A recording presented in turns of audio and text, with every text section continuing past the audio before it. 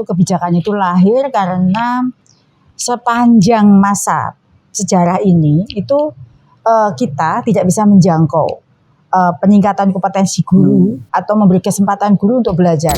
Saya kira sangat bagus itu ya. Ya. Kita kan mengenal namanya belajar sepanjang hayat ya. Ya, nah betul. Itu terutama guru yang membelajarkan siswanya ya harus ngasih contoh, kira-kira begitu. Guru sendiri menurut saya Anda harus mengukur tadi, harus well educated, well trained, harus setelah itu nagih. Betul.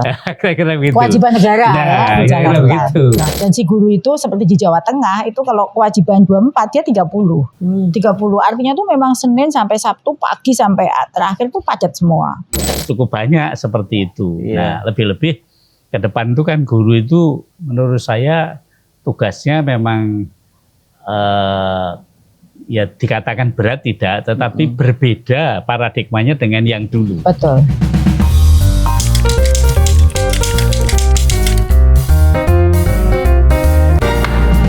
Selamat sore pemirsa, kita jumpa lagi dalam acara Obrol Santai di Lincak Pak Karso. Selamat sore Pak Karso. Ji, matur nuwun Mas Bram rawuhnya. Ya, sehat-sehat selalu Pak Karso. Alhamdulillah, insyaallah sehat. Ya, hari ini kan sehat juga ya. Alhamdulillah sehat-sehat Pak Karso. Hari ini kita mengundang narasumber kita. Beliau adalah Profesor Dr. Nunuk Suryani, Pak Karso.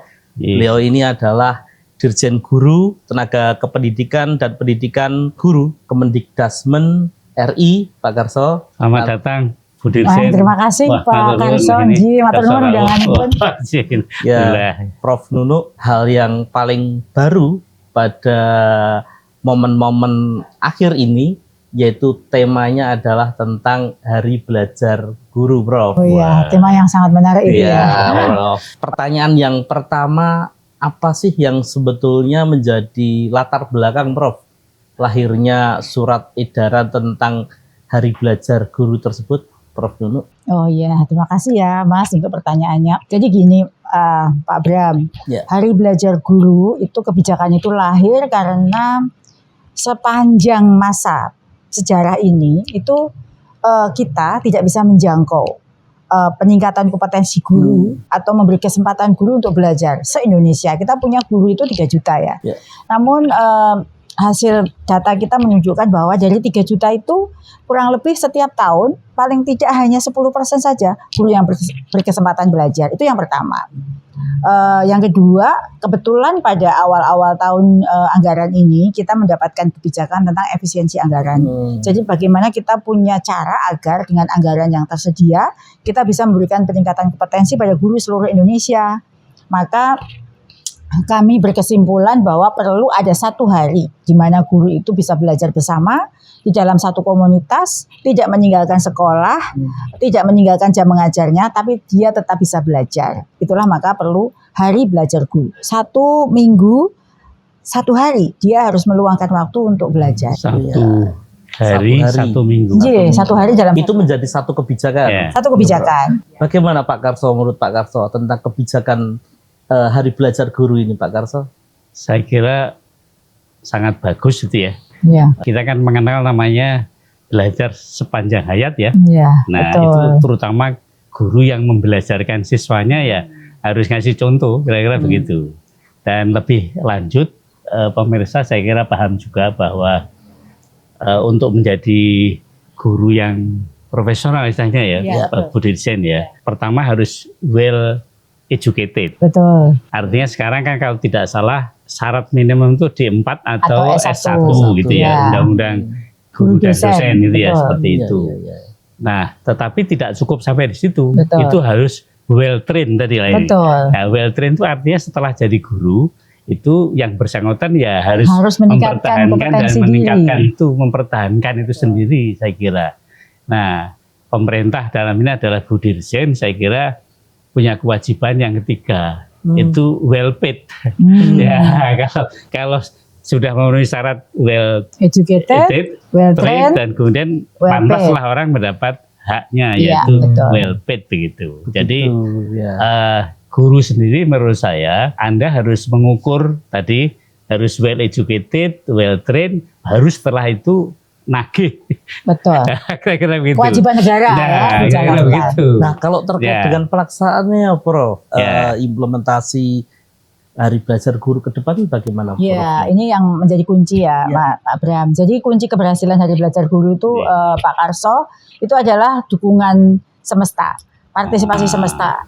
Saya sebut partisipasi semesta.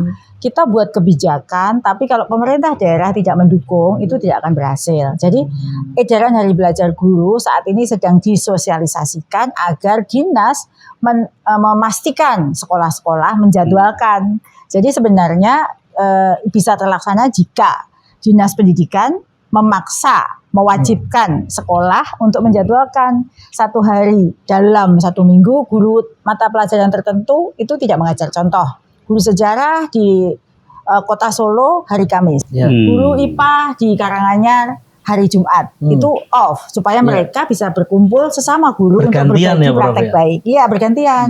Supaya hak siswa tidak dikurangi, semua guru berkesempatan untuk pelatihan. Dengan demikian nanti Pak Karso, 1 guru itu dalam 1 tahun pasti akan mendapatkan kesempatan untuk mendapatkan pelatihan. Ya, tadi dalam 3 bingkai tadi, well tadi, well trained dan well paid tadi, khususnya yang kedua, well trained tadi, itu artinya bagaimana pemerintah mengakui bahwa 1 minggu sekali harus belajar. Betul. Itu kan audited kira-kira itu kan ya, artinya ter-record gitu ya.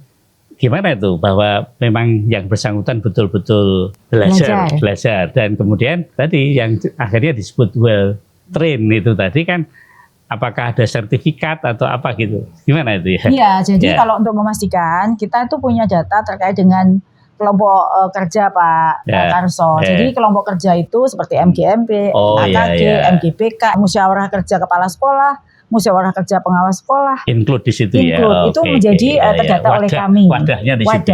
Jadi melalui kelompok-kelompok kerja itu kita mengorganize pelatihan itu. Jadi kita tidak langsung. Dan kita evaluasinya Monefnya itu dengan UPT kita di setiap provinsi. Kita punya 34 UPT di 34 provinsi.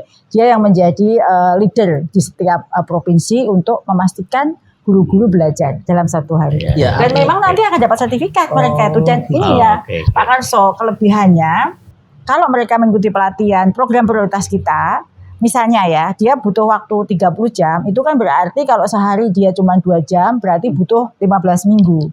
Mereka akan mendapatkan sertifikat dan diakui sebagai beban mengajar mereka. 1 JP. Jadi artinya tidak akan terjadi lagi misalnya seorang guru kekurangan jam mengajar. Nggak akan ada. Itu yang ada permendikbud yang akan diluncurkan Pak Karso. Kalau ini Prof, terkait dengan guru ini kan sebetulnya kan didorong gitu Prof ya, didorong untuk mereka itu terus belajar begitu. Padahal guru itu kan sudah lama mereka itu mengajar, mereka sudah punya pengalaman begitu. Kenapa kemudian Dirjen Pendidikan Guru ini terus mendorong guru untuk terus belajar begitu? Iya, seperti tadi Pak Karso sampaikan, apapun kita itu adalah pembelajar sepanjang hayat. Dia harus menjadi role model buat siswanya bahwa si guru itu harus mengupdate terus pengetahuan dan kemampuannya atau kompetensinya. Kita sebagai pemerintah, regulator juga punya berbagai kebijakan peningkatan kompetensi Pak Karso yang harus diikuti oleh guru. Kami memberi ruang setiap guru untuk ikut, dan kalau kita menginginkan mereka memberi kesempatan tapi tidak ada waktu buat mereka, kan sama saja kita membuat aturan yang tidak bisa diikuti. Dulu saya ingat ada istilah PKB, sekarang masih bisa? Masih, ini bagian dari PKB. Jadi ini bagian dari pengembangan kompetensi berkelanjutan. Dan di dalam Undang-Undang Guru Dosen, setiap guru wajib meningkatkan kompetensinya dan menggunakan uang sertifikasinya untuk peningkatan kompetensi. Nah, ini kami beri sarana. Namun di sini memang tidak berbayar. Yang sini itu yang penting adalah guru hadir meningkatkan kompetensi. Kami fasilitasi bersama dengan tadi mitra-mitra kami. Jadi sistemnya itu gotong royong dan partisipasi semesta. Tapi yang utama dana dari pemerintah ya. Misalnya boleh menggunakan BOS itu. Boleh.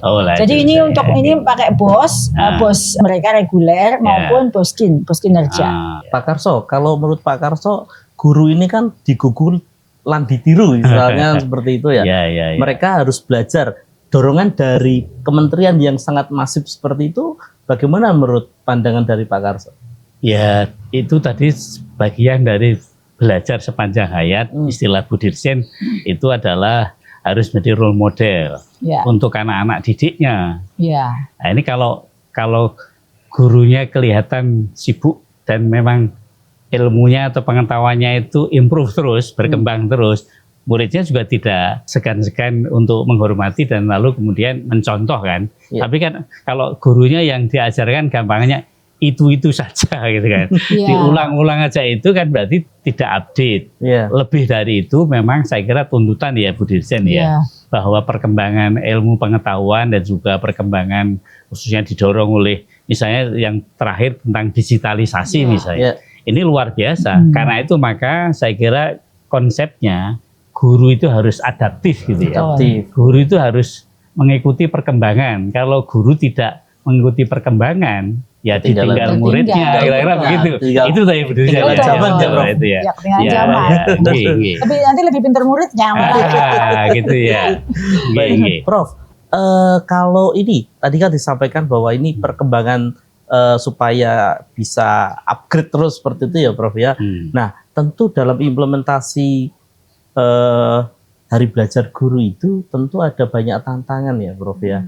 Kira-kira bagaimana, Prof, ke depan melihat tantangan tersebut, sih. Prof? Pokoknya setiap kebijakan itu pasti ya ada tantangan gitu. Kami sudah mengidentifikasi tantangannya ya ketika dinas tidak menyambut baik atau tidak mewajibkan dan sekolah tidak menjadwalkan. Itu tantangan pertama. Tantangan berikutnya kemarin saya sudah ini Pak Karso ketemu dengan dalam satu acara beliau bertanya tentang Hari Belajar dan mereka menyampaikan kami tuh jam mengajarnya kurang.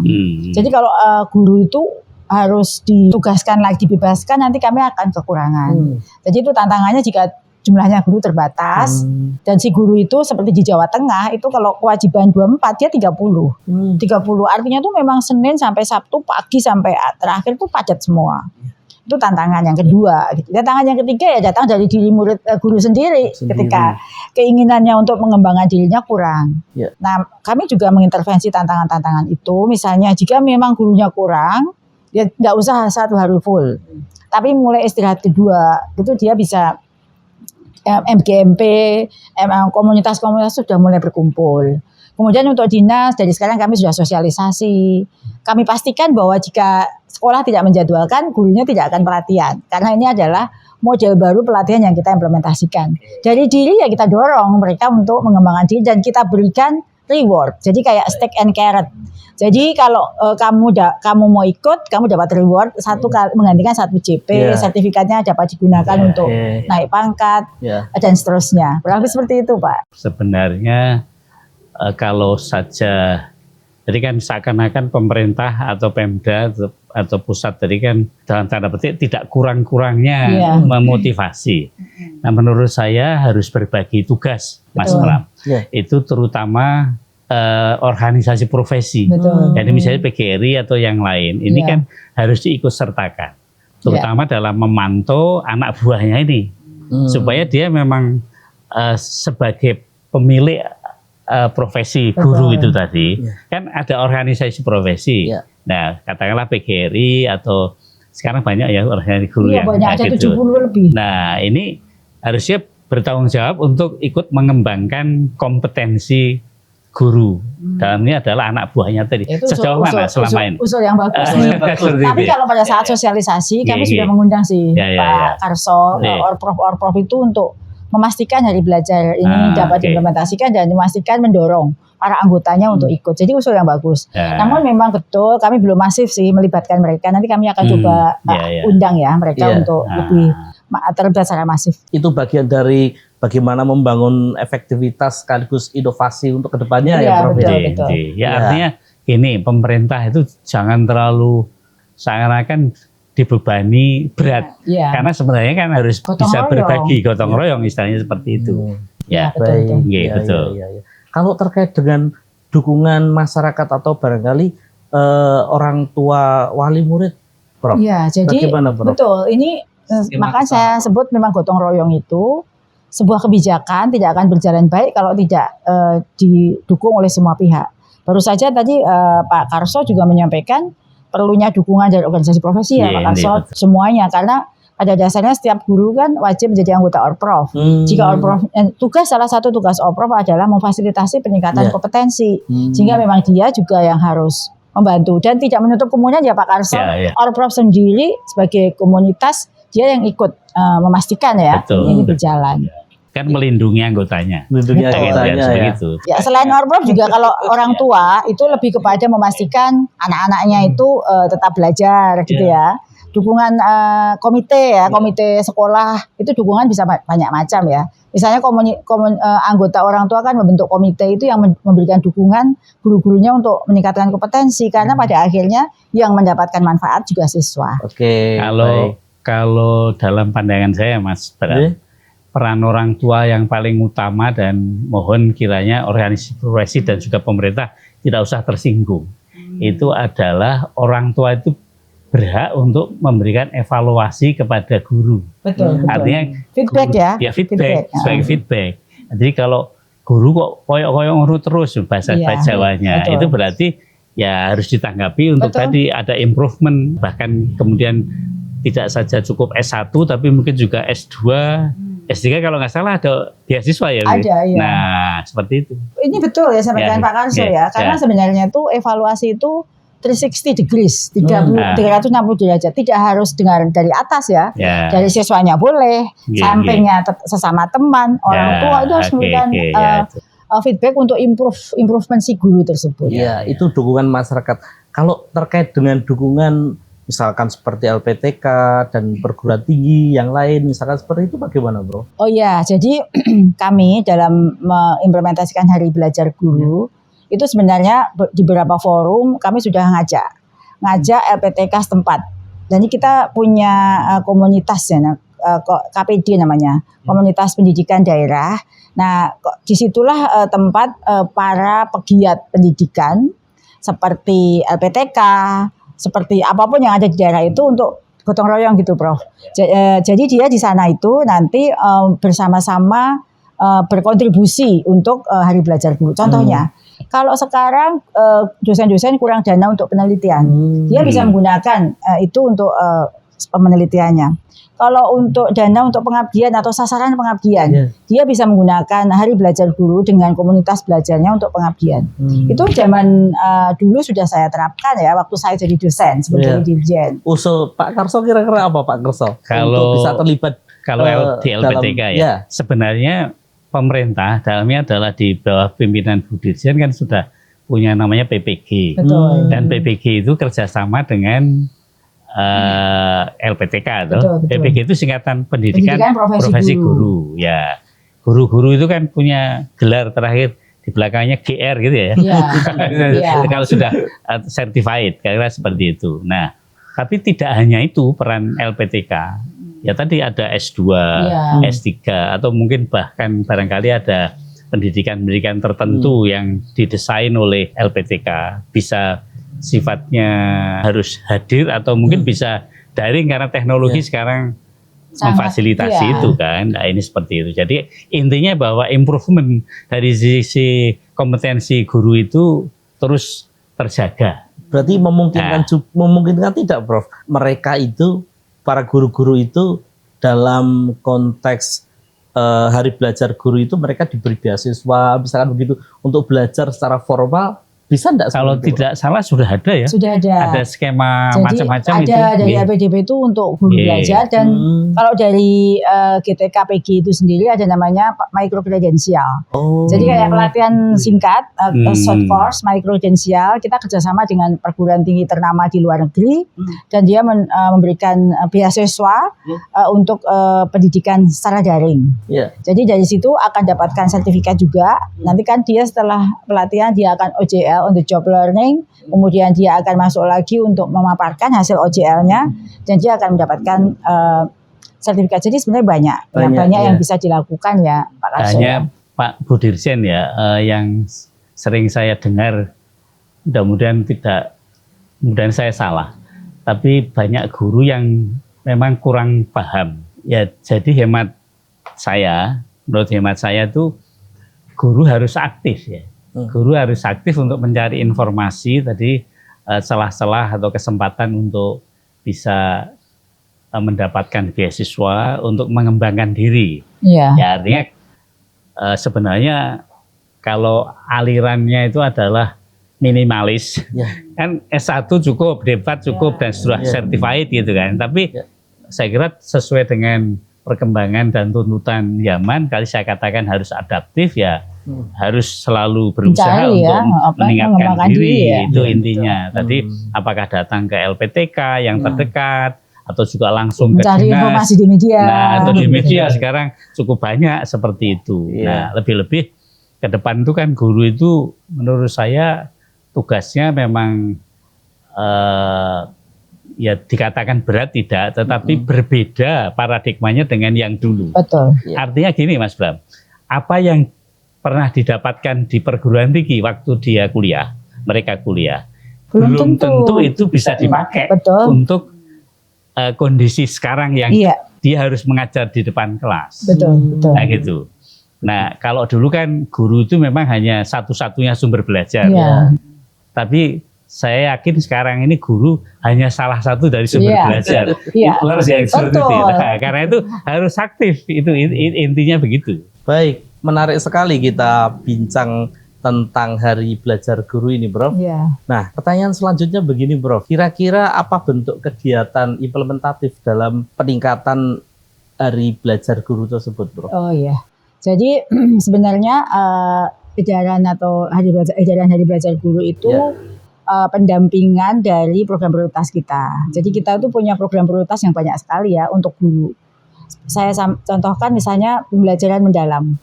Pembelajaran mendalam itu kan kemampuan segi pembelajaran dengan kurikulum yang sama. Jadi kurikulumnya tetap merdeka, tapi cara menyampaikannya dengan pembelajaran mendalam. Artinya kan semua guru harus mendapatkan pelatihan tersebut. Lalu ada coding dan KA, ada keterampilan keBK-an bagi semua guru, ada literasi, numerasi, dan masih banyak lagi. Jadi banyaknya pelatihan tersebut artinya kan berbanding lurus dengan banyaknya anggaran yang dibutuhkan. Termasuk itu loh, Pak Bu Dirjen, 7 kebiasaan. Nah, implementasi 7 kebiasaan anak Indonesia kan guru ada. Harus paham itu. Betul, peran guru. Melihat hal tersebut, kami memandang perlu kayak gerakan bersama untuk belajar.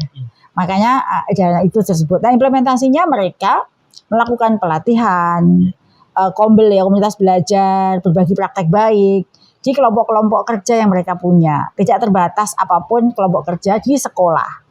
Jadi satu hari kosong mereka tidak mengajar, guru kan wajib datang ke sekolah. Jadi kita tidak perlu memberikan transport karena dia pun tetap harus ke sekolah. Nah di sekolah mereka kan sekarang menunjuk, misalnya MGMP sejarah itu nanti posnya di Kota Solo di SMA 1, gitu ya. Nah mereka akan kumpul satu titik di SMA 1 itu untuk belajar. Jadi bentuknya adalah ya pelatihan terstruktur dari yang kita punya. Kemudian ada juga lokal karya, webinar, kemudian ada juga komunitas belajar yang saling berbagi. Intinya adalah sebagai sarana atau wadah untuk implementasi kebijakan kita terkait dengan pelatihan, tetapi merata dan menyebar ke seluruh Indonesia. Jadi sebagai sebuah gerakan, nanti semua guru tanpa kecuali berkesempatan untuk mengikuti berbagai pelatihan peningkatan kompetensi. Jadi ini sebenarnya lebih kepada peningkatan kompetensi. Bu Dirjen menarik sekali kata gerakan itu.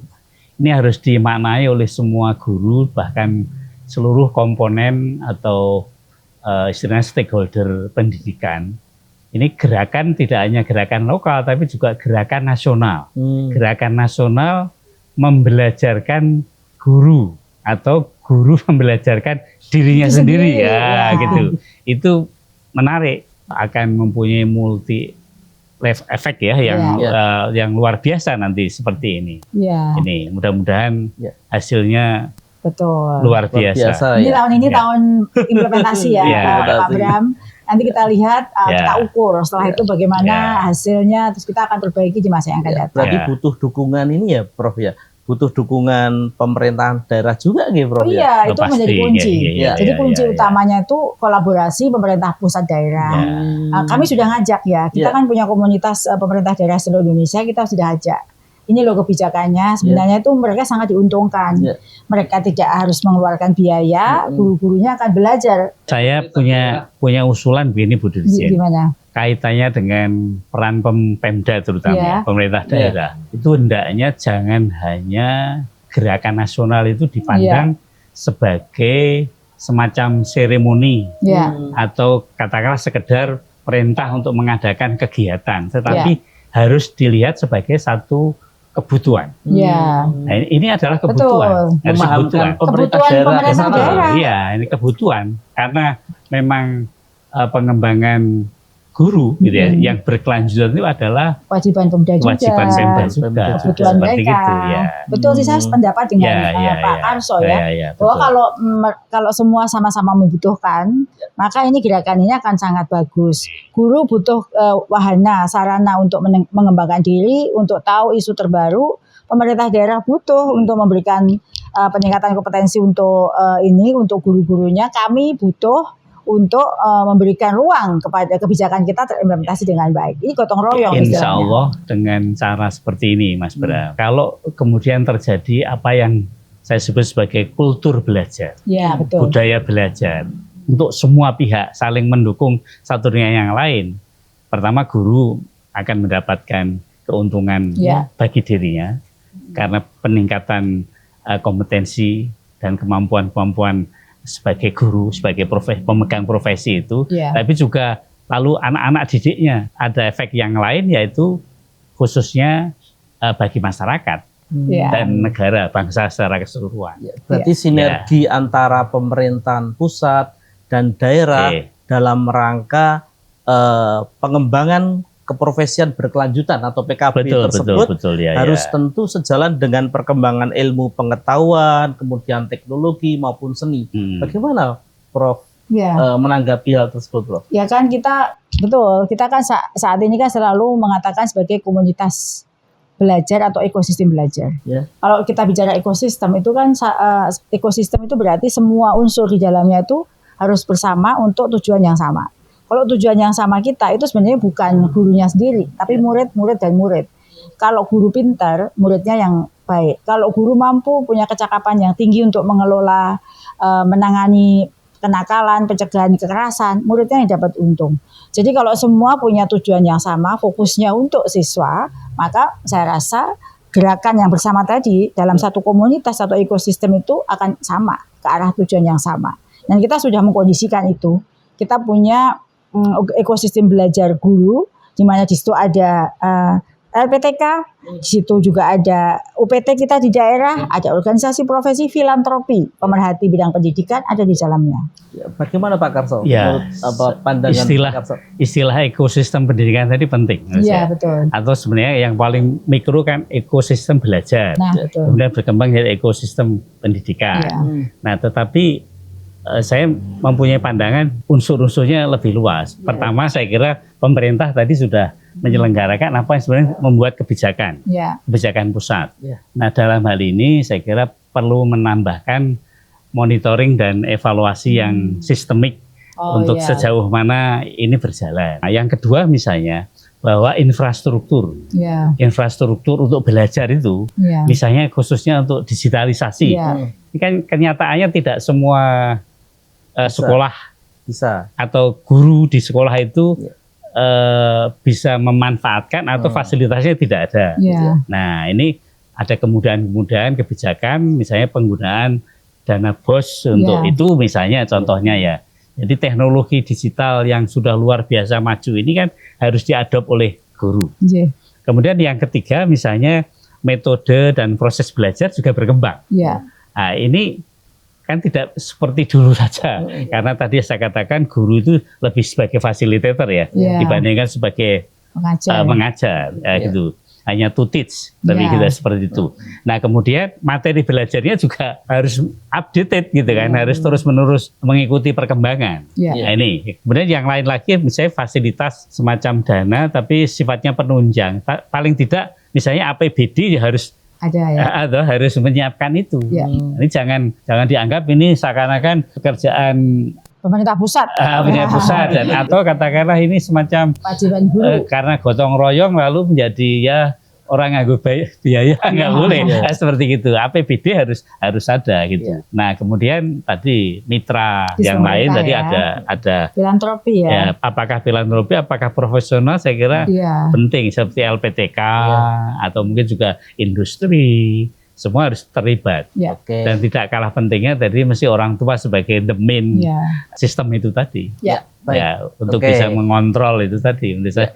Baik, Pak memberi Karso. masukan betul ya. Baik, mungkin terakhir sebelum kita tutup Bu Dirjen ingin memberikan sebuah catatan akhir. Iya, baik. Terima kasih ya Pak Bram dan juga Pak Karso yang diskusi yang sangat luar biasa sore hari ini yang tentu sangat bermanfaat untuk semua pihak ya, ekosistem pendidikan tadi. Jadi saya ingin menekankan saja ya bahwa Hari Belajar Guru ini kebijakan pemerintah pusat yang sengaja kami adakan untuk memberi ruang pada setiap guru di seluruh Indonesia tanpa kecuali untuk belajar, meningkatkan diri.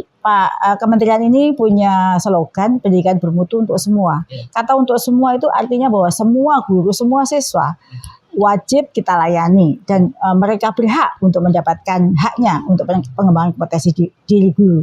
Oleh karena itu saya ingin setiap sekolah menjadwalkan Hari Belajar Guru, mendukung kebijakan ini, pemerintah daerah juga mendukung sehingga kita bisa bersama-sama bergerak untuk bisa membawa kompetensi guru itu meningkat lebih jauh, melangkah, melompat bahkan, sehingga nanti pada akhirnya siswa yang akan mendapatkan manfaat. Baik, terima kasih Prof. Nunu. Saya menambahkan sedikit, Mas Bram. Ya, Pak Karso. Saya kira kepada teman-teman guru, Anda harus menjadi dan menyongsong sebagai guru masa depan. Betul. Guru masa depan itu harus adaptif ya.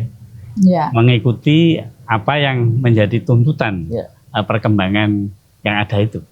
Kalau tidak, ya nanti mohon maaf, guru akan terlindas oleh perubahan itu sendiri. Betul. Karena itu maka wajib bagi Anda para guru mengikuti dan melaksanakan dalam Hari Belajar Guru, Pak, itu ya. Sekarang sudah ada tempat, fasilitas, kesempatan, tinggal pada gurunya ya, mau apa tidak untuk mengembangkan diri.